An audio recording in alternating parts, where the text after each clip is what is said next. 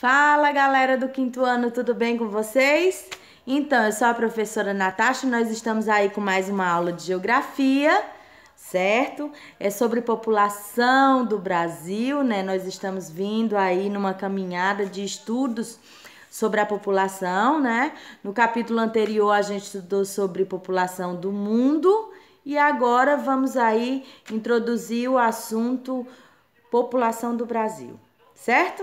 Essa aula é especial para os alunos do quinto ano do Colégio Padre Agostinho. Tô morrendo de saudade de vocês, galerinha. Então, nesse capítulo, galera, nós vamos estudar aí como é que se dá o crescimento populacional de um país, né? Vamos falar um pouquinho, conversar um pouquinho aí sobre censo demográfico, o que é isso, né? Vamos conversar sobre pirâmide etária, não tem nada a ver com aquela pirâmide lá do Egito, não, tá? Então, vamos conversar aí sobre esperança de vida, que é também conhecida também como expectativa de vida, e vamos falar aí um pouquinho sobre a distribuição populacional aqui no nosso país, certo? Vamos lá, então. Bom, essa foto, ela vem mostrar para nós aí as diferentes formações do povo brasileiro. Olha só que coisa mais engraçada, gente. Essa é a imagem do capítulo, né, da introdução aí do capítulo. E olhem os rostos dessas pessoas, né? Cada uma delas na sua diferença, cada uma delas vivendo no mesmo local. Olha só que interessante. Essa imagem tem tudo a ver com o capítulo que nós vamos estudar, certo?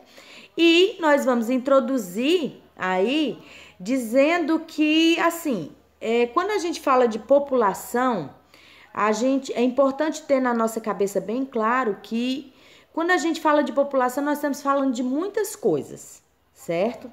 Então, há diversas formas de se estudar sobre população, tá? Então, aí a idade, a gente pode estudar aí a cor da pele, o gênero, se é masculino, se é feminino, a gente pode estudar a questão das classes sociais, se é ricos, pobres, de extrema pobreza, a questão do trabalho, a questão da renda, da escolaridade, né? Ou seja, quantos habitantes terminaram o ensino superior, quantos habitantes não concluíram nem o ensino fundamental. Então, isso tudo dá para fazer aí no estudo populacional, certo? Temos aí como verificar também a questão da quantidade de pessoas por família, ou seja, o tamanho das famílias, né? E temos como estudar a própria esperança de vida, ou seja, até quanto tempo médio os brasileiros podem viver. Neste caso, estamos estudando aí a população do Brasil, né? Bom, e quantos são os brasileiros? Se vocês observarem esse gráfico, gente, observe com bastante atenção. Esse gráfico aí, ele está na página 122 do seu livro, tá? Então, eu vou pedir que você, quando estiver fazendo a leitura do seu capítulo, você dê uma olhadinha com muita atenção nesse gráfico. Antes de ler a página 122, dá uma olhadinha no gráfico. Esse é um gráfico muito interessante. Ele vai mostrar para nós, gente, o crescimento ano a ano, desde o ano de 10 em 10 anos, né? Desde a década de 1950 até 2100. Eles fazem uma projeção até o ano de 2100, como é que vai ser. Olha só que interessante. Então, assim, ó, é importante que nessa página a gente destaca aí algumas informações importantes. O Brasil é um dos países mais populosos da América, certo? Junto lá com os Estados Unidos, né? A contagem do Brasil, dos brasileiros aqui no Brasil, é de responsabilidade do IBGE. Estão lembrados, né, do cara fofoqueiro? Então, estão lembrando da aula, né? Então, o IBGE, o Instituto Brasileiro de Geografia e Estatística, ele é responsável por fazer essa contagem da população brasileira, certo? E outra coisa também. O IBGE ele é responsável também de realizar o censo demográfico, ou seja, é uma pesquisa que se faz com todos os brasileiros de 10 em 10 anos. E é por isso, ó, que nesse gráfico aí, você tem aí uma projeção de 10 em 10 anos. Vocês estão vendo que é de década em década que ele está subindo aí. Que está contando aí os habitantes do Brasil, certo? E esse cálculo, gente, ó, nós estamos aí no ano de 2020. Nós estamos nem na metade do gráfico aí. Mas se você observar, a linha, ela só cresceu. Ela tendeu a crescer. E se você, ó, ela tendeu a crescer, olha lá, ela tá crescendo. Então, essa linha aí de crescimento, ela é que vai mostrar para nós como que se deu essa questão da distribuição da população brasileira, certo? E os anos para frente, professora, já contou isso? Não, isso é uma projeção, o nome que se dá é projeção. São cálculos matemáticos que se fazem e chega-se a esses resultados aí desse gráfico, mas é bem interessante, tá? Dá uma olhadinha nele com atenção. Bom, agora nós vamos falar um pouquinho de censo demográfico. O que é isso, professora? Então, sabe o IBGE? Então, ele faz uma seleção de pessoas, ou seja, ele contrata umas pessoas para fazer uma entrevista nos domicílios, nas casas das pessoas. Aí eles fazem uma espécie de questionário, realmente uma entrevista, sabe? E são perguntas assim, ó, sobre a pessoa que está sendo entrevistada e também as pessoas que moram com ela na casa. Sobre a idade, sobre a cor da pele, a raça da pessoa, sobre o estado civil, se é solteiro, casado, se vive junto, como que é.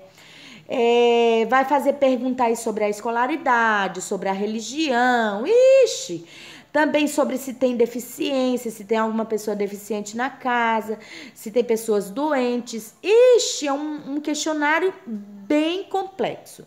Gente, eles perguntam até quantos eletrodomésticos tem na casa. Pasme. Quer saber de tudo da vida da pessoa. Lembra aquela vizinha que a prof falou? Então, o IBGE é igual.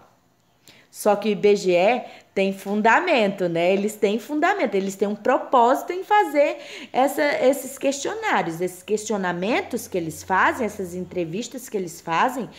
E isso vai servir para nós, para os brasileiros, para a gente conhecer o nosso país, mas também vai servir para os governantes, principalmente para os governantes. Gente, tem mais uma coisa que a prof quer falar aqui com vocês sobre essa questão aqui, ó. Sobre essa questão. Isso, cor e raça. Bom, é importante que vocês saibam que quando o entrevistador, o recenseador, chega na nossa residência para fazer essa entrevista, é importante que eu me autodeclare. Por exemplo, eu posso mesmo ter uma cor escura ou ter uma cor clara, mas isso não é ele que vai me dizer se eu sou branca, parda, se eu sou preta. Então, ele não vai ter essa autonomia para dizer. Quem vai ter que dizer isso sou eu. Eu me autodeclaro dessa forma, certo? Vamos pro próximo.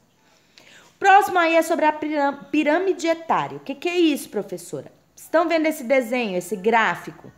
Então, ele não chega a ser uma pirâmide bem desenhadinha, mas ele tem quase uma forma triangular. Às vezes ele é robusto, às vezes é fininho em cima, às vezes é quase reto. Se vocês pesquisarem lá na internet, vocês vão ver muitos modelos de pirâmide etária, tá? E o que são as pirâmides etárias? Elas são gráficos que apresentam aí a quantidade de jovens, a quantidade de adultos e a quantidade de idosos de um país, ou de uma nação, ou de um município, tá? E o que eles levam em consideração? Eles levam em consideração, além da idade, o gênero. Ou seja, se vocês observarem essa pirâmide que tá aí, ó, na cor azul, é a cor que representa os homens. E na cor vermelha, é a cor que está representando aí as mulheres. Então, cerca de 49% de homens, 51% de mulheres.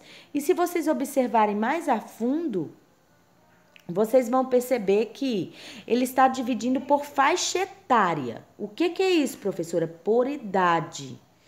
Por idade. Então, ele considera jovens as pessoas que estão entre 0 ano ou seja, bebezinho até 24 anos de idade. Então, isso é considerado jovem, certo?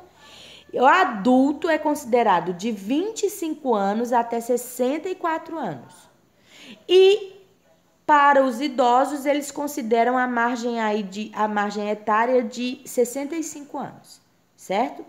Então, são construídas essas duas barras, ou seja, essas duas informações sobre o gênero, né, masculino e feminino, dividido aí por grupo de faixa etária, certo?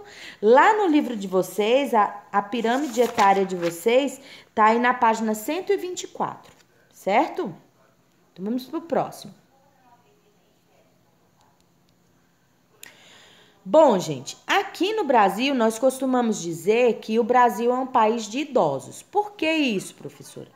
Ora, o Brasil vai ser um país de idosos, está caminhando para isso, já é considerado um país de idosos por muitos motivos.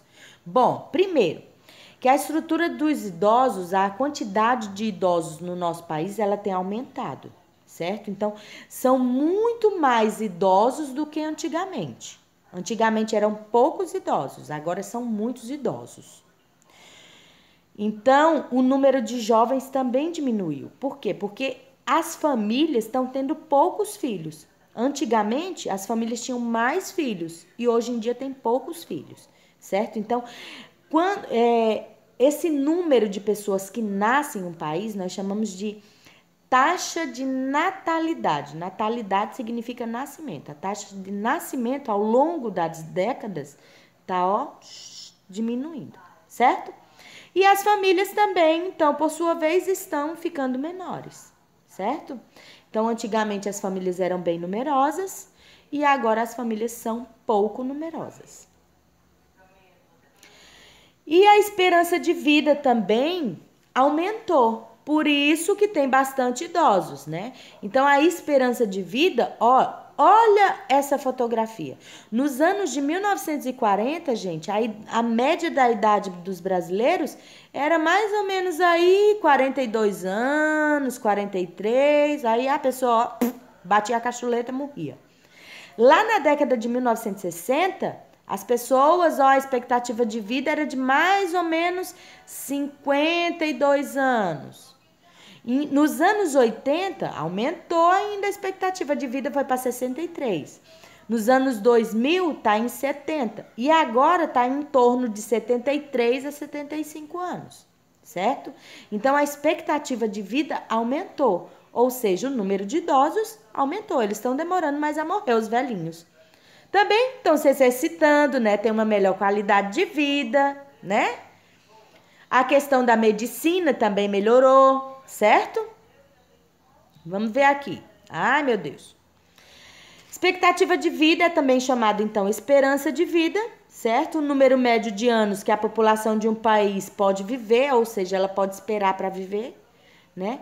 Caso seja mantida as mesmas condições de vida, ou seja, por isso que é importante fazer o censo demográfico, porque fazendo o censo demográfico, o governante vai saber onde que ele pode atuar para melhorar a qualidade de vida das pessoas, certo? E aumentar aí a expectativa de vida também, né?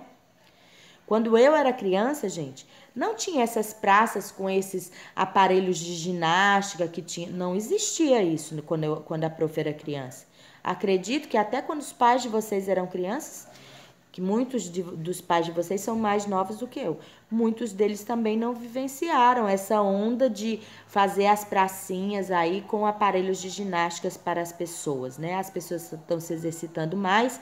Claro que eu não cheguei nesse nível ainda, mas eu vou chegar lá. E aí, quanto mais se exercita, né, maior qualidade de vida, né? Aí tem a questão também da alimentação, da assistência aos serviços básicos de saúde, como saneamento básico, né? Aí tem aí os conflitos de guerra. O nosso país é um país tranquilo, é um país de paz, de harmonia, né? Então aí quanto menos se tem indícios de violência, melhor é para a expectativa de vida, certo? Então é isso. E agora eu vou relembrar o que a prof já tinha falado ali nos slides anteriores, que é sobre aí cor das pessoas, né? As pessoas se autodeclaram, né? Então, no censo, quando o recenseador chega lá na minha casa para fazer a pesquisa, para fazer a entrevista de como é a minha família, quando ele chega lá na parte da cor, eu vou me autodeclarar. Isso chama-se autodeclarar. Eu posso me considerar indígena pelas minhas origens familiares, eu posso me considerar negra pelas minhas origens familiares, eu posso me considerar branca pelas minhas origens familiares e posso me considerar uma pessoa parda, tá? Então aí, ó, tem 5 tipos de autodeclaração. Então a pessoa pode ser de acordo com o questionário do IBGE. Então a pessoa pode ser indígena, parda, amarela, preta ou branca. Pode se autodeclarar dessa forma. Mas o recenseador, ele não pode simplesmente olhar para a minha pele e achar que porque eu tenho um tom de pele escuro, ele me considerar uma pessoa negra. Não, eu que tenho que me considerar.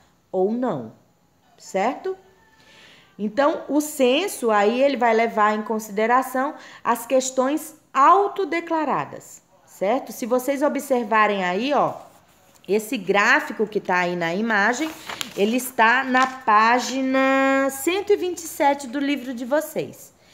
E essa página, ela é muito importante, esse gráfico é muito importante, porque ele vem fazer um comparativo aí de uma década. O que mudou nas autodeclarações dos brasileiros entre uma década, né? Então, em uma década, ó, se vocês pegarem aí a cor branca, em uma década, no ano de 2000, 53,7% da população se considerava branca, ou seja, mais de 50% da população, certo? Nos anos 2010, baixou isso. Então, as pessoas ou estão tendo mais consciência com relação à sua história étnica, né? Ou então alguma coisa mudou aí. Então, nos anos 2010, ó, cerca de 47,7% apenas se consideraram branca. Ou seja, não chegou a 50% ainda, certo? Então, isso vai da consciência de cada um, né? Da sua consciência, do seu conhecimento familiar, do seu conhecimento histórico familiar, certo? Do seu conhecimento de nação também. Então, aí tem vários fatores, tá certo? Vamos lá para o próximo. Então, a distribuição populacional do Brasil. Vocês lembram que no capítulo anterior, a gente fez o seguinte, no capítulo anterior, a gente viu lá uma imagem, a professora colocou uma imagem do Brasil com pontos de luz acesas. Observe que se você voltar lá naquele slide, você vai ver que é a mesma imagem, é o mesmo mapa aí, só que agora com pontos vermelhos, certo? E quanto mais pontos vermelhos nesse mapa, mais população tem aí residindo. Esse mapa está na página 128 do livro de vocês, certo? E vários fatores influenciam para o crescimento populacional e para essa distribuição populacional. Então, os fatores são assim, ó. O processo de colonização do Brasil, que iniciou quando o Brasil começou a ser colonizado, quando ele começou a ser povoado, lá próximo, depois dos anos 1530, os primeiros anos logo, começou ali pelo litoral, ou seja, pela costa do Brasil. Então, por isso que hoje a maior concentração, isso é um dos fatores.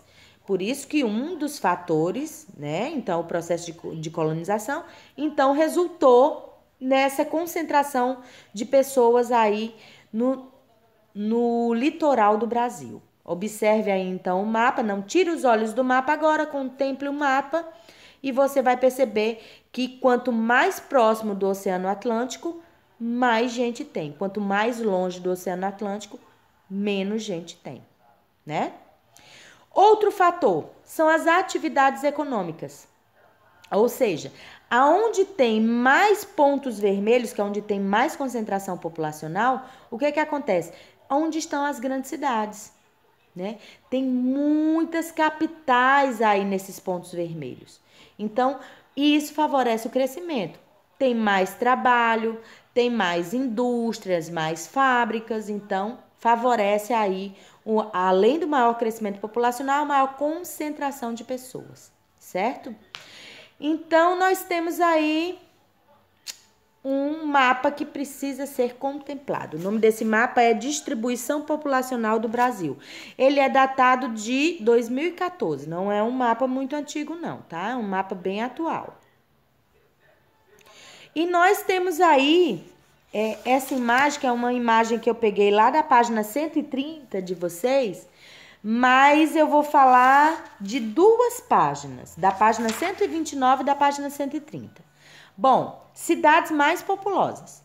Gente, as cidades mais populosas do Brasil estão lá no estado de São Paulo, certo? Claro que tem lá em Minas Gerais, tem, no Rio de Janeiro tem também. Acontece que o estado de São Paulo é ele que concentra o maior número de cidades muito populosas, certo?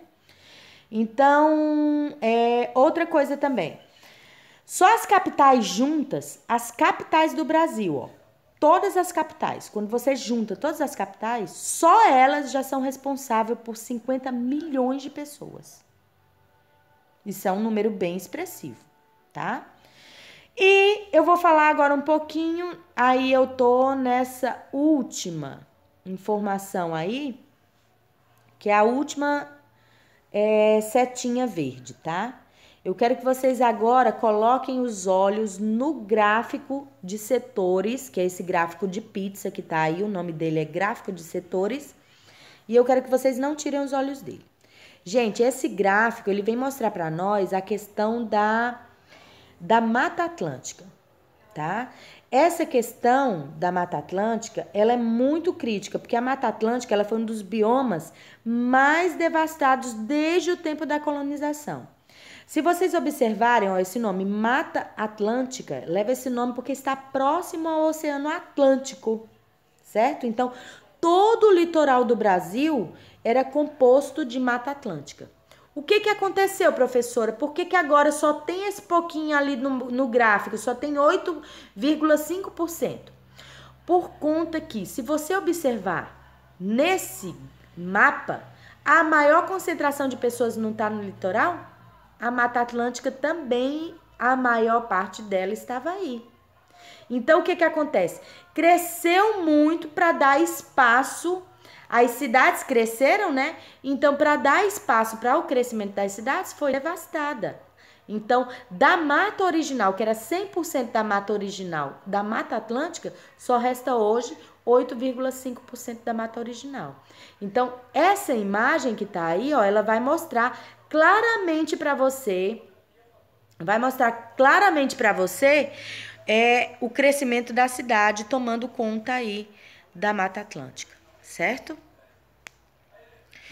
E aí nós temos aí a questão da média de filhos por brasileiras, né? As brasileiras, então, aí estão tendo menos filhos, né? Elas são, então, aí as brasileiras, elas estão tendo menos filhos ao longo dos anos. Chama-se taxa de fecundidade, certo? Mulher que é fértil, que ela tem um período para ter filhos, né? Então, ela só pode ter filho até uma determinada idade. Entre uma idade e outra que ela pode ter filhos. E essa taxa de natalidade, ela é responsável aí pela taxa de fecundidade. O que acontece? Uma está ligada à outra, certo? E a taxa de fecundidade, ou seja, as mulheres que são férteis, que podem ter filhos, elas estão mudando. Ou seja, elas estão tendo menos filhos e elas também se mantêm numa posição diferente de região para região. Nesse mapa vai mostrar para nós que as partes brancas do mapa, as mulheres têm menos filhos e na parte vermelha do mapa é onde elas têm mais filhos, certo? Então, lá na região norte e o estado de Sergipe são os estados que as mulheres têm mais filhos. E na região sul e sudeste, incluindo aí o estado de Goiás, que está na região centro-oeste, nós temos aí que as mulheres têm menos filhos, certo? Então, o que que isso acontece, professora? Por que que em uns lugares as mulheres têm mais filhos e em outros elas têm menos filhos? Bom, isso acontece devido à qualidade de vida das pessoas, devido às condições de informação, devido ao acesso à medicina, a medicamentos que vêm a evitar uma gestação, né? Então, as mulheres optam por ter menos filhos aí na região sul e sudeste. E elas optam por ter mais filhos, ou ocasionalmente acontece de ter mais filhos lá na região norte do país, certo? Então vamos seguir. Bom, essa daqui é a página que vai finalizar aí o capítulo de vocês. É uma página bem interessante e é um mapa do Brasil repleto de pessoas dentro. Eu achei muito bacana esse mapa, tá? Leia com bastante atenção. Se você assistiu esse vídeo até aqui, dá um curtir lá no coração, lá no Clipe Escola, para a professora saber que você está acompanhando as nossas aulas, tá certo? Um beijo no coração, eu estou morrendo de saudade de vocês.